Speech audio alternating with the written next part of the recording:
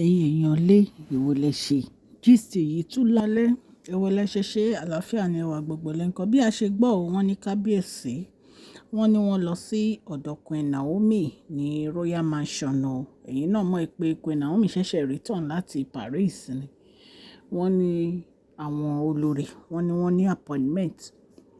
pẹ̀lú kábíyèsí wọ́n ní ṣùgbọ́n kábíyèsí ò yọjú sí appointment yẹn wọ́n ní ṣe ni wọ́n abandon appointment wọ́n gba Royal Mansion lọ láti lọ wà pẹ̀lú Queen Naomi àti ọmọ wọn Tadenikawo bí a ṣe gbọ́ allegedly nìyẹn. Ìgbà tí Queen Naomi ti wà ní Paris ni kábíyèsí ti ń sọ pé àwọn miss wọn àwọn fẹ́ wà pẹ̀lú wọn àwọn fẹ́ dúró tì wọ́n àwọn fẹ́ jẹ́ káwọn jọ spend time together ṣùgbọ́n kété tí wọ́n dé ó ní àwọn olórí fix time wọn sí láti wá rí kábíyèsí nínú palace ṣùgbọ́n bí a ṣe gbọ́ wọ́n ní ṣe ní kábíyèsí bàbá wẹ̀rí ńlá wọ́n ní ṣe ni wọ́n abandon day tí wọ́n mú láti wá rí wọn ni wọ́n lọ sí Royal Mansion láti lọ gbé Queen Naomi láti spend the time pẹ̀lú wọn nítorí wọ́n máa lọ sí church ní ọjọ́ Sunday ẹ̀yin náà mọ̀ pé Queen Naomi ò fi church ṣeré láti ṣe service pẹ̀lú àwọn congregation wọn so wọ́n ní kábíyèsí lọ sí Èkó láti lọ gbé wọn wá sí church àti láti spend time pẹ̀lú wọn nǹkan tá a gbọ́ nìyẹn ẹ̀yin ará ilé gbogbo preparation Queen Naomi ni kábíyèsí ti ń gbáradì láti mú wọn padà wá sínú palace bí a ṣe gbọ́ wọ́n ní gbogbo ètò wọn ló ń tò wọ́n ní gbogbo nǹkan tó yẹ kí wọ́n ṣe ni wọ́n ń ṣe to the extent pé a gbọ́ bí àwọn èèyàn ṣe ń kó gift wá lọ́tún lọ́sì wá sí inú palace fún Queen Naomi ṣùgbọ́n ẹ̀yin ará ilé ẹ jẹ́ kí n kí ẹ̀yin èèyàn mi ní ilé lóko àti lẹ́yìn odi wípé káàbọ̀ sí Mashola Gist TV.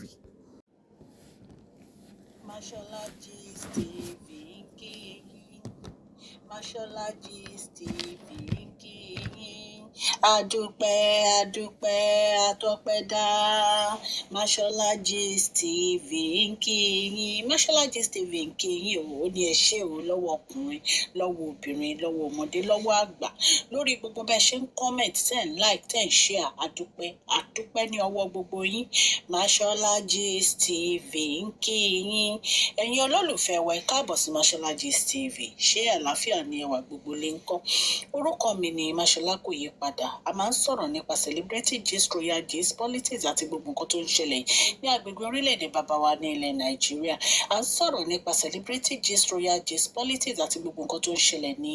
orílẹ̀-èdè wa ẹ̀yin èèyàn lè tẹ́ bá ti subscribe ẹ tẹ notification bell kẹ́ ẹ subscribe so that a bá ti post any gist ẹ máa rí a ń sọ Yorùbá lórí channel yìí nítorí pé a fẹ́ gbàgbé àṣà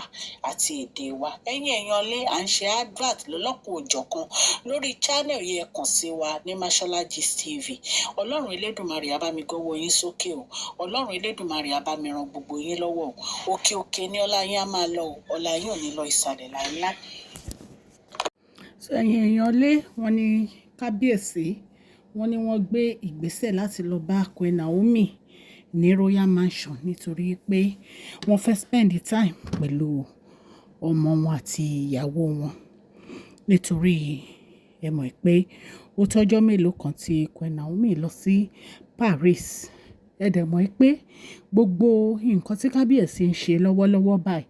ò ní bí ìyàwó wọn ṣe máa padà wá sí inú palace so wọ́n ní àwọn olórí wọ́n ní wọ́n fine ẹ̀ so